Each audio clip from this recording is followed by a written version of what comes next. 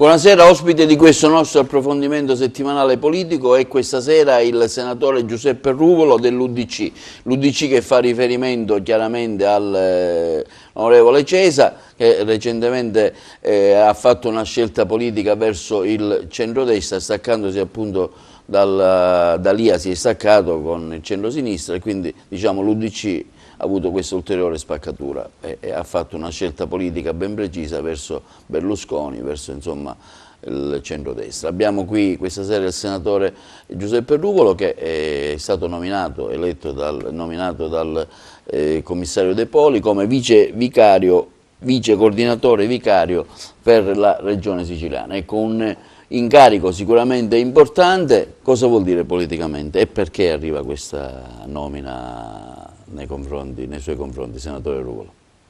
Arriva questa nomina perché il partito a livello nazionale ha ritenuto di fare questa scelta che è carica di grande responsabilità, ma anche provoca entusiasmo di creare, o meglio ricreare questo contenitore che era stato strattonato un po' a destra, un po' a sinistra, secondo le circostanze. Oggi ha un ancoraggio preciso e deciso soprattutto di stare nella sua casa naturale, che è quella del centrodestra. Questo mi ha indotto molto favorevolmente ad accettare questo onere, questa carica. Lo sto facendo, ribadisco, con grande entusiasmo, vedo tanto interesse da parte di operatori politici, ma soprattutto della società civile. Stiamo mettendo in capo tutta la struttura regionale del partito, perché ha subito diverse scissioni, e oggi ricreare questa condizione non è facile, ma manco è complicata. Se posso citare per un attimo cosa è accaduto l'11 giugno nella città di Palermo, con tutta una serie di di voci, di navigatori che dicevano cose in contraddizione dentro l'UDC, chi doveva arrivare, chi doveva appropriarsi del simbolo, e il simbolo è stato presentato, e a Palermo città. Sì. L'UDC ha preso il 3,2, che sembrerebbe un risultato di poco conto, ma è un grande risultato, soprattutto paragonato alle altre forze politiche molto blasonate. Peraltro venivamo da una scissione recente, abbiamo fatto questo 3,2%, di cui 1.009 voti alle preferenze, cioè ai candidati, e 5.000 voti al simbolo. Cioè significa che c'è ancora un attaccamento di una parte importante del corpo elettorale che guarda questo scudo crociato ancora con molto interesse. Lo dobbiamo riempire, lo dobbiamo riorganizzare, ci stiamo tentando, da Cesa a De Poli, a me, a Turano, tutti quelli che hanno un ruolo in questo partito, in questa fase iniziale della ristrutturazione del partito. Trovo entusiasmo, trovo adesioni che ufficializzeremo di qua a qualche settimana, di parlamentari regionali ma anche di parlamentari nazionali, e soprattutto di molto interesse nei vari consigli comunali. Troviamo una grande disponibilità ad accogliere il nostro progetto. Io sono molto fiducioso che daremo un grosso contributo all'area di centrodestra in queste prossime elezioni regionali. La Sicilia è stata sempre un laboratorio, la storia ce lo insegna, ma oggi più che mai, per una ragione semplicissima, perché capitano le elezioni regionali prima delle elezioni politiche, al di là poi così delle fibrillazioni costanti di Renzi. Voleva votare 2 anni fa, poi 1 anno fa, poi il 24 di settembre e via dicendo. Diciamo che anche lì l'indicazione politica che ha dato Renzi è stata sempre quella di sbattere al muro. Chiuso questa parentesi, io penso che il laboratorio Sicilia, anche sui dati dell'11 di giugno, dalla Spezia arrivare a Catanzaro, il centrodestra è stato veramente per alcuni inimmaginabile, è un grande risultato, ha ripreso e ha preso tante province, capoluoghi di provincia, la direzione, togliendola al PD e alla sinistra. Quindi un dato importante che aiuta, e in Sicilia non possiamo sbagliare solo noi, ma le condizioni per vincere questa volta le elezioni regionali ci sono tutte per intero. È chiaro che bisogna individuare il candidato presidente e di fare una coalizione a supporto di questo candidato presidente. L'avete individuato? Diciamo che ci sono dei nomi. C'è Musumeci che è in campo. Ci sono dei nomi che saranno valutati secondo lei che tipo cioè è un buon candidato Musumeci? Dico, voi lo appoggerete? Ma no? sono tutti buoni candidati, per l'amor di Dio. La scelta la si farà nelle segreterie nazionali, perché la Sicilia, per le cose che dicevo, è un test importantissimo per le politiche che saranno il giorno dopo, aprile, però si tratta del giorno dopo. Se questo è vero, la direzione e la strategia e soprattutto la scelta del candidato presidente va fatta nelle segreterie nazionali. Questo è, come dire, un gioco elementare. Poi se ognuno si autoproclama, non fa certamente bene alla coalizione, ma se il centrodestra riesce, e sono convintissimo, perché Berlusconi, Gesa e altri troveranno l'intesa per fare stavolta una candidatura unitaria. Se questo è, il centrodestra ha vinto l'elezione. Addirittura leggevo che c'è stata un'importante riunione ieri o l'altro ieri fra i due Matteo, Orfini e Renzi, proprio in maniera molto precisa sulla Sicilia. Si vede molto, cioè addirittura Renzi in prima persona ha deciso di interessarsi delle regionali, perché addirittura hanno scritto, insomma, gente più che segue la politica meglio di me, che il test delle elezioni siciliane in caso di sconfitta del PD potrebbe anche arrivare allo scioglimento delle Camere e alle elezioni anticipate, diciamo quelle nazionali. Ora non so cosa c'è di vero, però in politica magari quello che sembra lontano nel giro di una settimana si avvicina o viceversa, no? Ci sta tutto. Il tema è che questa battuta d'arresto, che avrà certamente, dal mio punto di vista chiaramente, il PD e l'area di contorno, è l'ennesima sconfitta, perché sconfitte ce ne sono state tante, sì, dal 4 dicembre arrivare ai giorni nostri, e quindi una qualche considerazione, anche se così magari ragionata, può indurre il segretario del partito, dopo una serie di fallimenti, di dire vabbè, chiedo scusa, me ne vado, può capitare, ma che si possa sciogliere il Parlamento delle grosse difficoltà. Il tema vero è che noi siamo in grado, a livello di coalizione di centrodestra, di fare un'operazione veramente di grande rivitalizzazione del centrodestra italiano. La testa e l'impegno dei vertici nazionali dei partiti, a cominciare da Grillo a finire a Renzi, ma soprattutto a Berlusconi, che sta mettendo la testa sulla Sicilia, cioè un impegno forte, perché la Sicilia è il punto di partenza di quello che avverrà dopo. È chiaro che così diventa laboratorio Sicilia, perché ci sono è un test talmente importante per il futuro di questo paese che tutti ci stanno mettendo. Dove sta la tipologia del laboratorio, senatore? Non la individuo bene. Il laboratorio è qualcosa, diciamo, in cosa consiste? Magari l'NCD entra di nuovo con la vostra forza, cioè altre forze che potrebbero catalizzare il vostro interesse?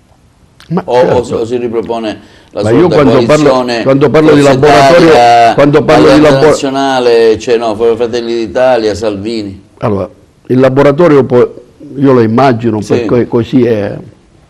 Attualmente ci sono forze allocate storicamente nel centrodestra che hanno sostenuto il governo Gentiloni, il governo Renzi, il governo Letta.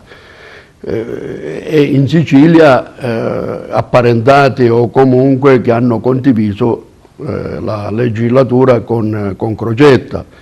Parlo dell'UDC di Casini, sì, e parlo anche dell'NCD di Alfano.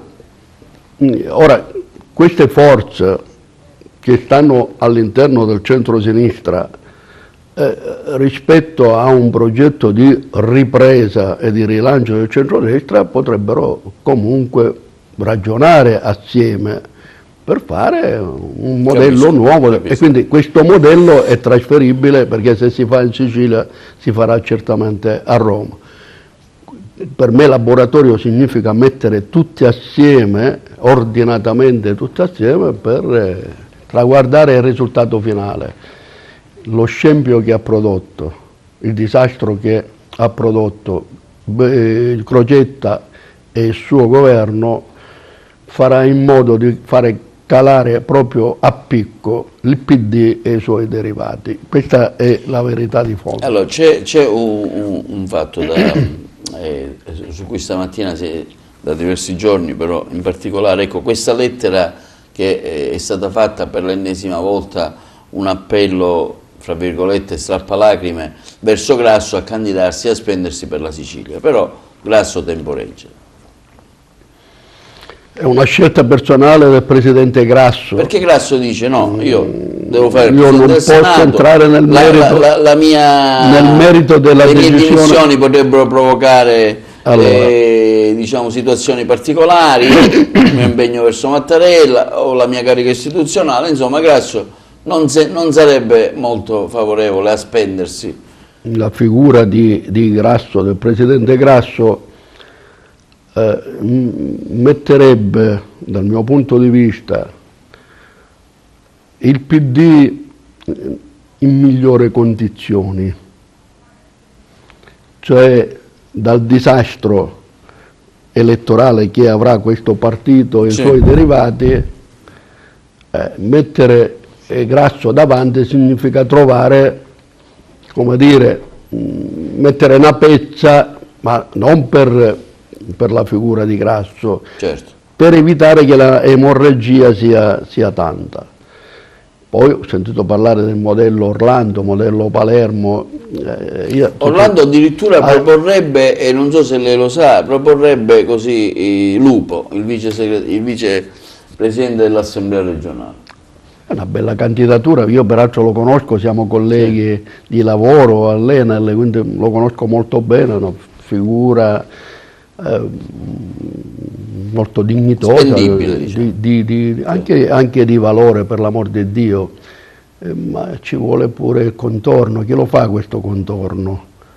Cioè, dopo il disastro, chiedo ai siciliani, dopo il disastro di Crocetta, sostenuto dal PD e dei suoi cespugli, ma veramente la gente è nauseata e la risposta sarà tremenda. Tremenda. Questa è la mia previsione, è chiaro. Però ai posteri l'ardua sentenza.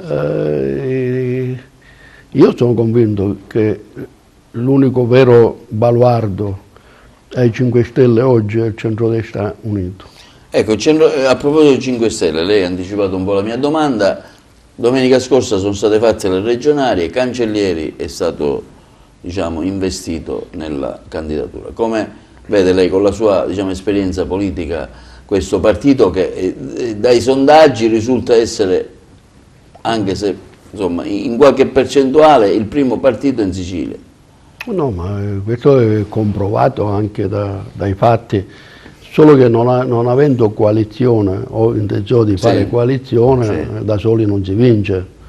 Il centrodestra vince se è coalizzato, se è messo tutto assieme. Perché se ognuno va per il fatto, ha perso e vinto Crocetta. Dopodiché, se il centrodestra ha la capacità e soprattutto la responsabilità di fare una cosa seria per la Sicilia e i siciliani, dovrebbe comunque trovare l'amalgama, la sintesi, l'intesa per fare una candidatura esclusiva di centrodestra, altrimenti ci sono 5 Stelle, perché il PD non lo vedo.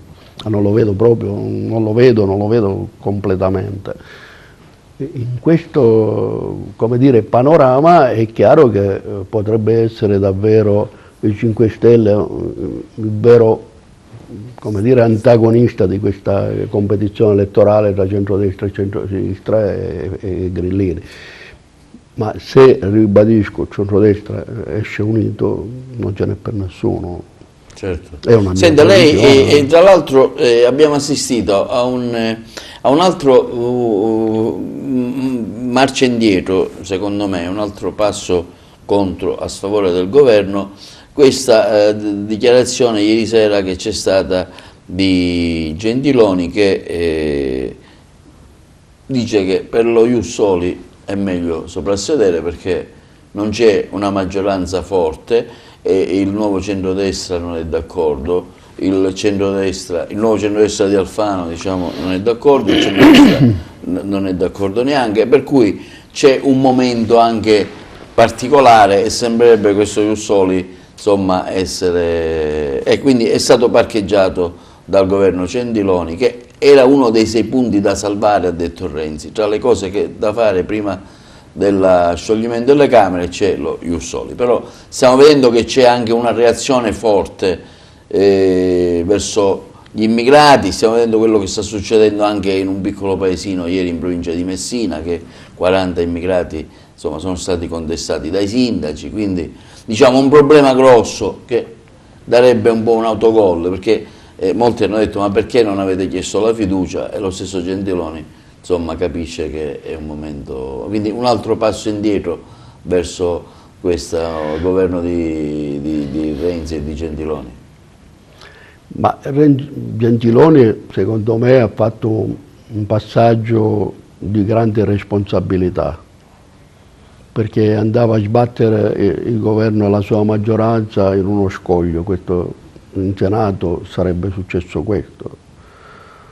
E quindi il fatto di rinviare a dopo l'estate la trattazione di questo provvedimento la dice lunga. Sì. C'è chi vuole correre per vendere qualche prodotto, questo si chiama Renzi, e dall'altro gli fa assumere la responsabilità a Gentiloni di fare il passo indietro. Ma è un gioco quasi meschino sul piano politico, perché la responsabilità di mettere in gioco questo provvedimento l'ha avuta Renzi, e Renzi si doveva assumere la responsabilità, andiamo avanti, certo. E non caricare su Gentiloni, che sta governando questo paese certamente meglio di Renzi. Infatti. E nelle cose, per cui questo passo indietro la dice tutta, perché nell'area del PD e della sinistra e chi sostiene questo governo c'è una contraddizione dietro l'altra. Meno male che sta finendo questa altra esperienza. E dalla Sicilia partiamo per riconquistare il paese.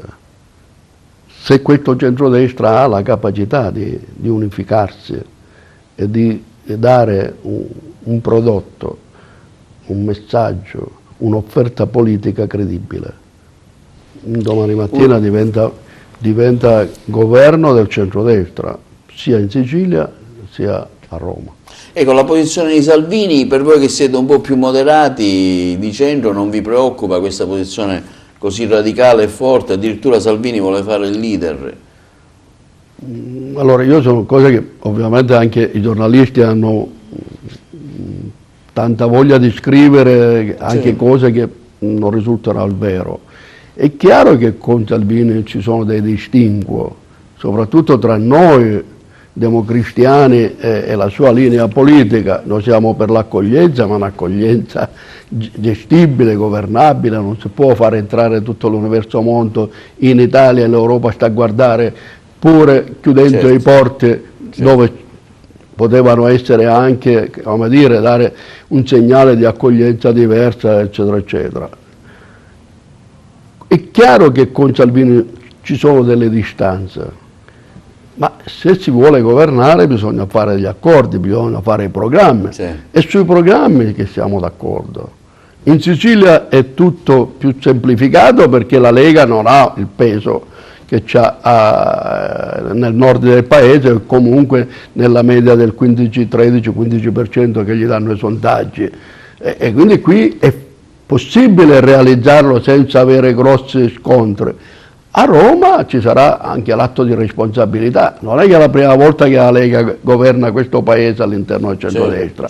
Io sono convinto che ci saranno le ragioni da una parte e dall'altra, e la mediazione della politica fa la differenza. Io non sono un tifoso della Lega, non sono un tifoso di Salvini, però mi rendo conto che senza Salvini non si vince, non si va da nessuna parte, tranne che bisogna fare l'inciuccio con il PD. Ma le parole di ieri del presidente Berlusconi hanno completamente tranciato questa ipotesi. Non vedo altro. Ora il tema è affrontare la legge elettorale, quale sarà la legge elettorale, prossima avventura con la quale gli italiani andranno al voto, perché questo è anche un tema del mese di settembre. Quindi, come vedete, c'è tutta una ebollizione e anche delle riflessioni da fare nel contesto nazionale. Questa precisazione di Berlusconi di qualche giorno fa, credo di ieri, sia stata secondo me determinante per diciamo, tagliare un po' la testa al toro, perché c'era questa corte, questi annunci che Renzi diceva governo con Berlusconi, e quindi chiaramente provocavano un po' di disagio nei confronti sia di molti del centrodestra che anche di diverse persone, che io insomma, ho parlato con diverse persone anche del centrosinistra. Quindi questa affermazione di Berlusconi che dice chiaramente no a Renzi, secondo me è una cosa che farà guadagnare punti anche non solo a Forza Italia ma a tutto il centrodestra, perché si demarca proprio un limite preciso. Ma sono convintissimo di questo, di questa affermazione che lei fa.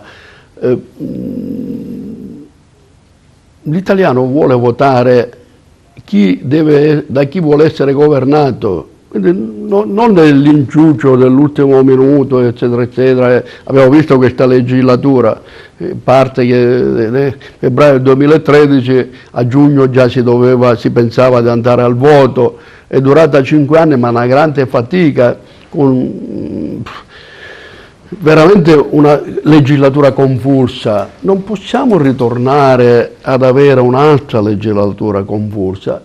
Gli italiani devono stabilire chi li deve governare, chi ha la maggioranza governa. Ma al tema degli inciuci non ci credo più io, ma non ci credo perché non ha portato nessun risultato. In Germania sicuramente avrà portato risultati, ma qui è stata una mediazione continua, un compromesso continuo, a partire dalle riforme ad arrivare ai giorni nostri, proprio sull'ultimo provvedimento degli Ussoli, no? Per capirci. Ecco, da un punto di vista economico, che tipo di proposta? Perché per esempio leggevo che Padoan siamo fuori dal tunnel, più incentivi verso le aziende, perché con gli incentivi alle aziende aumenta l'occupazione per i giovani. Ecco, secondo lei siamo fuori dal tunnel? Allora, le dichiarazioni avvengono su dati. Dati della Banca d'Italia, sì. Dati che poi si intrecciano a Banca d'Italia, Istat, voglio dire, di organismi che danno i dati, e questi dati danno in proiezione una crescita del paese e quindi un'economia che può cominciare a rigenerarsi.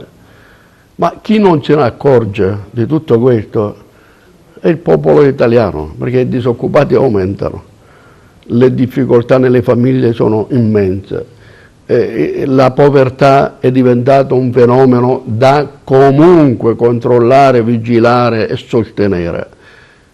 Poi c'è il problema dell'immigrazione, voglio dire, ci sono tanti di quei temi che annunciare che tutto va bene come ha fatto Renzi fino adesso, e se n'è accorto solo lui. Io non vorrei che questi dati fossero sempre i soliti dati di quello che stava in Germania, ascoltava ogni sera la radio italiana e miliardi di qua e miliardi di là, dice ma che faccio in Germania, me ne vado in Italia. Certo. È arrivato qua e se ne è dovuto ritornare di nuovo. Certo. No, è una battuta, ma penso che ha anche il senso del significato. Bene, io questi dati fino adesso ci credo e li leggo perché lo dicono fonti importanti del paese. Sì, ma se non se ne accorgono gli italiani di che cosa stiamo parlando. La crescita c'è, è vera, rispetto all'Europa quant'è questa crescita? O dobbiamo ritornare a mettere ancora gli 80 euro per prendere in giro gli italiani? Sì. Allora io su questi dati sono molto prudente, li voglio valutare da parlamentare perché è doveroso che io lo faccia, e dopodiché mi faccio un'idea. Ma se io dovessi oggi riscontrare il dato positivo che lancia Padoan o la Banca d'Italia o Istat rispetto a come sta la gente, essendo un parlamentare che va in giro dalla mattina alla sera a incontrare tantissima gente, non mi pare che questo riscontro ci sia. E molti non stanno programmando né le ferie, né andare di qua, né andare di là, eccetera. Cioè, ognuno stringe, perché poi alla fine bisogna anche sostenere. E poi questo gap tra nord e sud, che è un divario enorme, terribile, che sempre... lo vediamo anche nelle infrastrutture. Purtroppo abbiamo un anello autostradale carente, abbiamo le strade statali che sono, diciamo, in situazioni veramente fatiscenti. L'altro giorno abbiamo visto anche per raggiungere certi paesini dell'entroterra ci vuole ormai il fuoristrada, le province sono ormai diciamo, privi di fondi. A proposito delle province, abbiamo visto che la regione siciliana ha deciso che si andrà a votare a febbraio, quindi come valuta questa? No, io valuto, intanto è stato stabilito un principio e mi ricordo proprio da questa sede. Ne abbiamo parlato, possiamo andare a riprendere le registrazioni. Io ho detto che era un grande errore togliere le province. Infatti. E allora imperava il vento che bisognava, che tutti i peccati del mondo li avevano commessi le province in Italia. Così non è stato.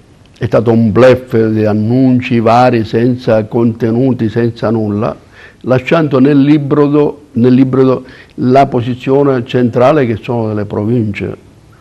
È chiaro che le province per come erano non si possono più immaginare, funzioni specifiche, funzioni proprio dirette, è lì che bisogna giocare la partita. La cosa più importante che è stata fatta, mi auguro che si porti a conclusione, è che si vota, ci fu un passaggio che i consiglieri provinciali venivano eletti dai consiglieri comunali, cioè le votazioni di secondo livello. Dirette.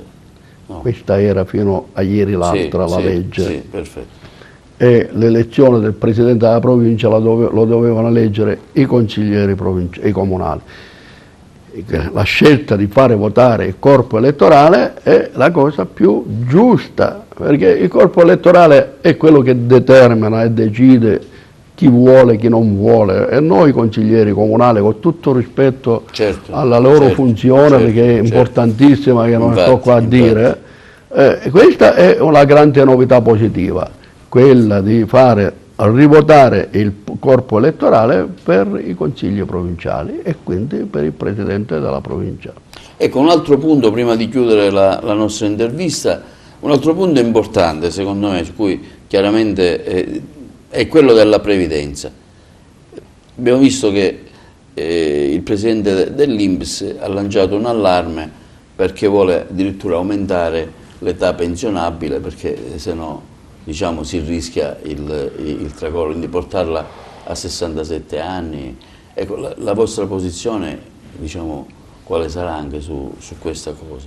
Che è chiaro che... Io non ho mai creduto all'estemporaneità di qualcuno. Io però voglio fare anche un minimo di ragionamento. Sì. È chiaro che l'età pensionabile va gradualmente aumentando, ma anche perché le condizioni dell'età e quindi sono ampiamente, fortunatamente, in aumento, ci può stare. Ma io vorrei ricordare che un tempo, negli anni 70-80, 19 anni, 6 mesi, un giorno si andava in pensione. Sì, sì. Poi chi aveva 5 anni di contributo di lavoratore autonomo, artigiano, agricoltore, eccetera, eccetera, andava in pensione. Quegli errori sono caricati su, Certo, sì, su sì. queste generazioni. Le generazioni future avranno di che dire, di che parlare. Se immaginate che in Sicilia ci sono mediamente 22.000 ufficiali precari, più quelli che nel frattempo hanno trovato sistemazione, che non so con quanta pensione si troveranno in tasca, quanto finirà il loro ciclo lavorativo. Faccio di mettere in equilibrio, non solo di aumentare l'età pensionabile, di mettere in equilibrio le risorse che servono a una persona, a una famiglia, per non sfiorare il livello di povertà, già ne abbiamo tanta, no? Sì, Dichiarata, sì, sì. eccetera. Per cui dagli errori del passato bisogna invece ragionarci e fare delle scelte vere che sicuramente qualche dolore lo provocheranno, sicuramente, però daranno la prospettiva a quelli che oggi non hanno futuro e non hanno pensione di dargli un futuro e anche una pensione. Perché il problema vero di questo paese è una generazione che va dai 18enni ai 40enni senza lavoro. Ed è il grande dramma di questo paese. È un vero dramma. E quindi al di là degli annunci che fa Padoan, che c'è la crescita, ma se non se ne accorge la famiglia, di che parliamo? E poi anche questo genera occupazione, perché il grande dramma di questo paese è l'occupazione, soprattutto quella giovanile. Io comprendo, ieri sera ho avuto un incontro con dei precari, proprio ieri sera, Sì. Dei precari, che giustamente mettevano in evidenza le loro ragioni. Ragazzi, avete ragione da vendere, ma quelli che dei precari non sono, li abbandoniamo, li lasciamo così.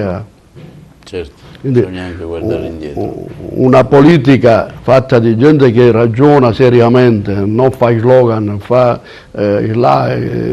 questo, fa quello, eccetera, eccetera, non funziona, perché il tempo purtroppo è galantuomo. È galantuomo perché poi dagli annunci ai fatti non corrisponde nulla. Perché si brucia a Renzi? Non lo dico io che si brucia, Sì. lo dicono i sondaggi, non lo dico io. Perché troppi annunci e troppe cose vuote. Bene, riconduciamo al motivo principale dell'intervista, giusto per chiudere questa nostra appunto chiacchierata con il senatore Ruvolo. Ricordiamo che è stato nominato vice coordinatore vicario dell'UDC con, diciamo, l'impegno e il compito anche di cominciare a lavorare alla preparazione delle liste in vista delle prossime elezioni regionali. Ecco, un compito sicuramente importante per la connotazione politica, ma anche gravoso, senatore Ruvolo. Sì, molto gravoso, gravoso, diciamo, oneroso. E poi c'è il simbolo che, insomma, come diceva lei all'inizio, insomma, tira. No, io sono tira, anche... è segno di fiducia, insomma, l'UDC Sì, è un simbolo, diciamo, radicato ormai nella coscienza politica degli italiani, e quindi, diciamo, magari non tra i più giovani. No, il corpo elettorale se lo devo esaminare io. No, Sì. È chiaro che da 18 per coloro i quali votano fino a 40 anni di Democrazia Cristiana non sanno nulla, è chiaro, ma è normale perché sono passaggi storici e anche la consapevolezza di non avere vissuto quel periodo. Ma dai 40 ai 50 fino a 90 anni chi vota ancora, nel cuore c'è quel simbolo. Ma ci saranno altri simboli, certo, ma questo c'è sicuramente. E questo è il corpo elettorale. È chiaro che vogliamo conquistare i 18-40enni, ma lo dobbiamo conquistare con proposte politiche serie, delle quali abbiamo discusso. In ordine a riorganizzare le liste nelle 9 province, certo è un lavoro massacrante, duro, ma ho l'età, anche l'esperienza, soprattutto per valutare se una cosa è possibile metterla in campo oppure no. Io vedo molto entusiasmo. Ecco, questo è quello il primo ad essere entusiasta sono io, ci metto tutta la mia passione politica, ma anche l'esperienza politica. Sono convinto che daremo un bel contributo al risultato finale al centrodestra.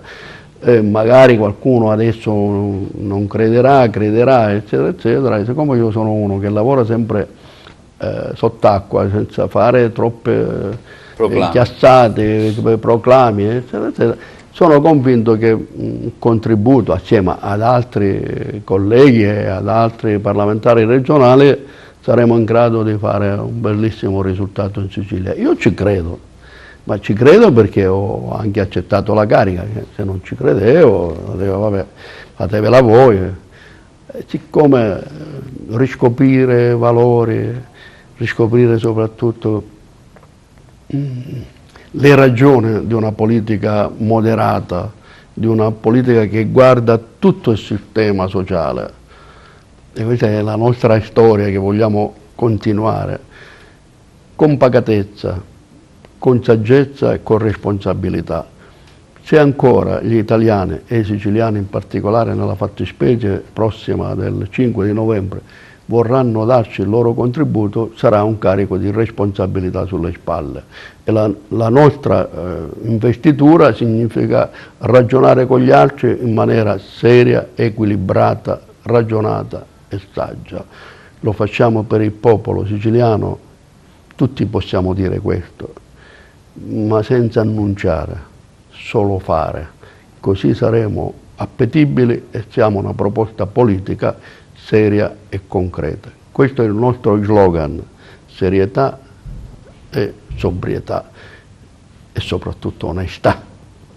Se questo arriva, noi siamo qua a giocarci la nostra partita con grandi ambizioni, ma consapevoli che le ambizioni sono responsabilità.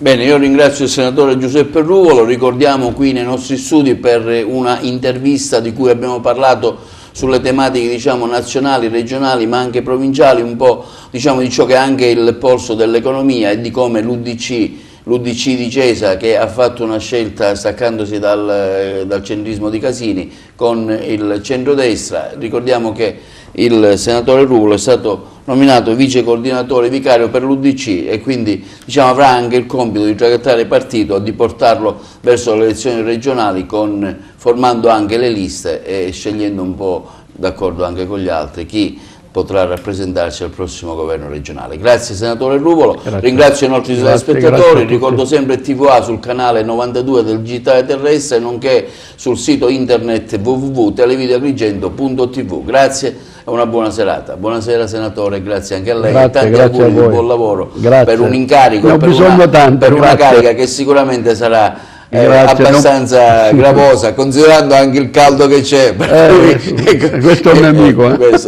Grazie e di nuovo buonasera. Grazie a voi.